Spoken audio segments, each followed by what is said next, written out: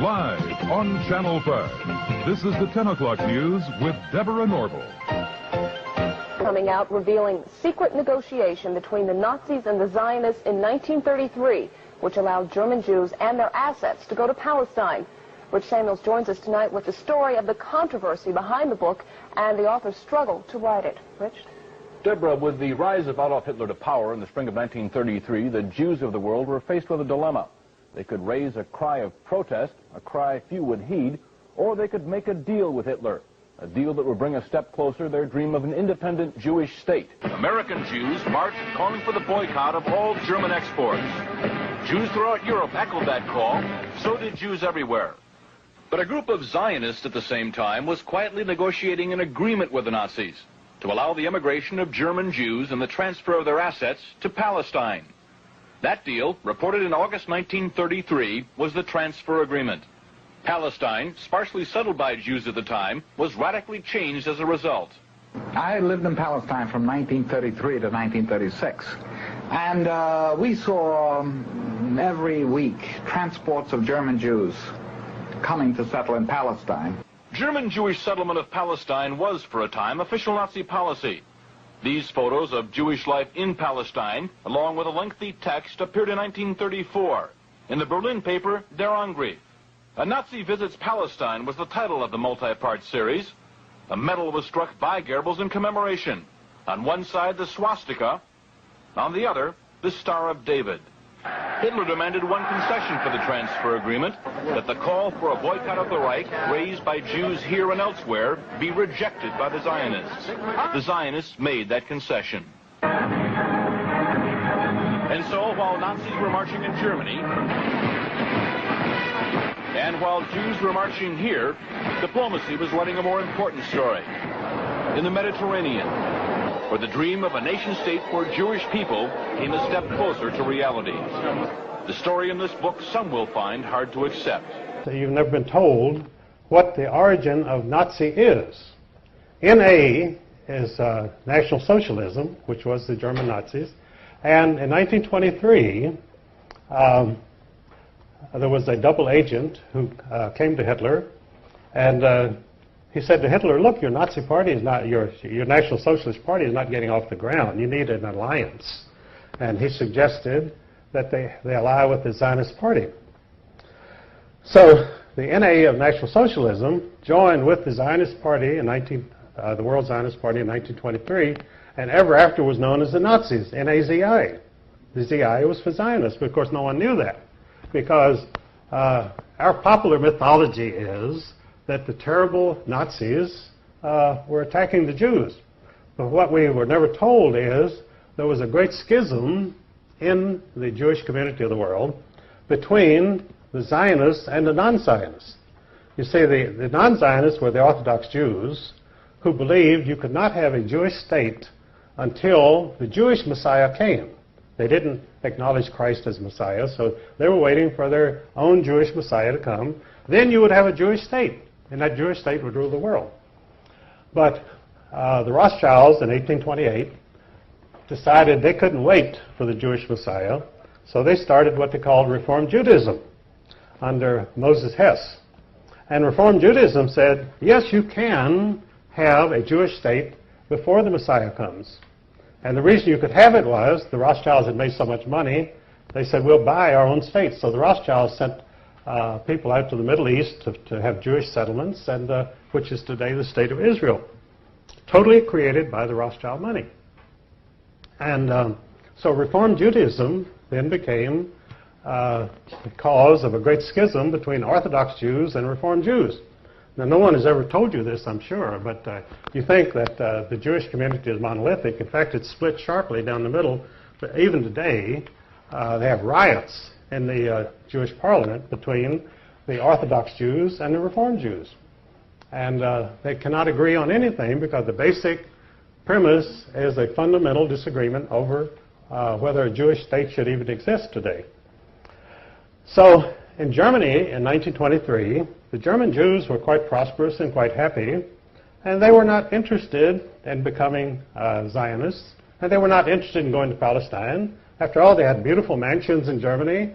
They had symphony orchestras, they had art, they had everything, and they were accepted in the community. As Ezra Pound said, Germany was the least anti-Jewish country in Europe. When you went over into Poland and Russia, you had very strong feeling against Jews. But in Germany, they were accepted and happy, so why would you ever have an anti-Jewish government in Germany? And of course, Hitler, allying himself with the Zionists, he said, after all, you're right. He said, we have the same goals.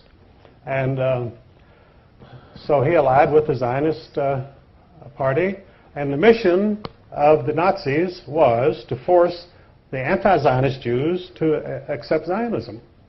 And this is what the concentration camps were about. They put the anti-Zionist Jews in the concentration camps, and they were placed under the direct administration of the Sonderkommandos, who were the Zionist Jews. So the concentration camps were run by the Zionist Jews in order to punish and get rid of the anti-Zionist Jews, which they did. And of course, that's a part of the Holocaust that you were never told, that this was a fundamental Jewish disagreement, which the German people, that Daniel Goldhagen wrote a book in which he said all Germans cooperated in their anti-Jewish feeling and the Holocaust, which was not true at all. The Germans did not even know what was going on, most of them. It's just like in the United States, when we were perfecting the atomic bomb and bombed Hiroshima and Nagasaki, the American people knew nothing about it. It was forbidden to mention the atomic bomb. I was serving in the Air Force at that time. We never heard of any atomic mission or atomic bomb until the bomb was dropped on Hiroshima. So you could say the American people are guilty of the greatest atrocity, the dropping of the atomic bomb on Japanese civilians. But that isn't true. The American people knew nothing about it. I knew nothing about it in the Air Force. And I was right there. So these things go on without the knowledge of the people or the approval of the people. But of course, they have to accept the results. These things happen, and you're stuck with it. So this is the real story of Zionism, that the Nazis. So then, well, if the Nazis had allied with Zionists, why didn't the Nazi Party survive? Well, what happened was, in 1945, after the German military was defeated, they brought in the German leaders, the German generals, at the Nuremberg trials, tried and convicted and executed them. They had to execute them because they didn't want them around to testify that about the alliance between the Nazis and the Zionists. So they had to die, and they were executed for that reason. Because, they told about the atrocities that the German generals had committed. But German generals are like any other generals. They don't really commit atrocities. The troops under their command may commit atrocities, but they don't commit any atrocities themselves. These German generals didn't go around shooting Jews or anybody else. But they were executed, and so the Zionist secret was safe.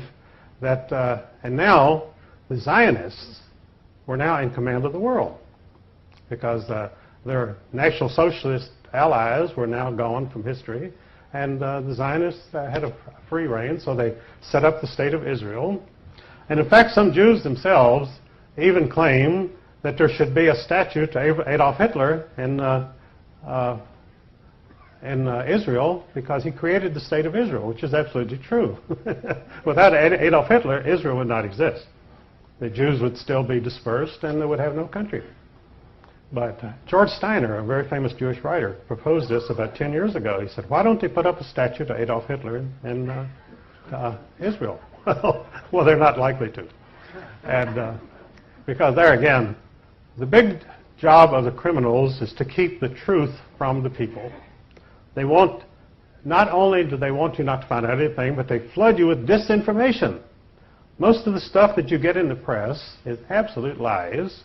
And if it's not lies, it's spin or distortions. In other words, they give you 10% of the truth, and the rest is all distortions. And they demonize people so that you're filled with anger against the Holocaust people who murdered all the Jews in Germany. And people do get very angry because of these things. And they don't even know what they're angry about because they're not told the facts. and never will be told the facts, because the press is totally in the hands of the bankers. Because news is a high-budget, capital-intensive operation. You need a lot of money. You need a staff covering the whole world, and it's a very expensive situation. So the average truth seeker is not going to start his own television station or newspaper, because he doesn't have the $100 million that you need to even get it off the ground. So we're reduced to meetings like this, which are very good. And we also, God apparently was merciful on us, and he gave us the internet. Because in fact, in the States, we had this total monopoly of television by 3 television networks, which were all controlled by Zionists. And so along came cable, and suddenly we had all new stations and all sorts of controversial programs coming on, which, of course, the 3 Zionist networks would not touch with a 10-foot pole. And the result was they were left behind. They had 100% of the television audience. They now have 30%, and it's dropping every year. In fact, it's probably less than 30%, but they're cooking the books in order to maintain their advertising revenues to give a totally false picture.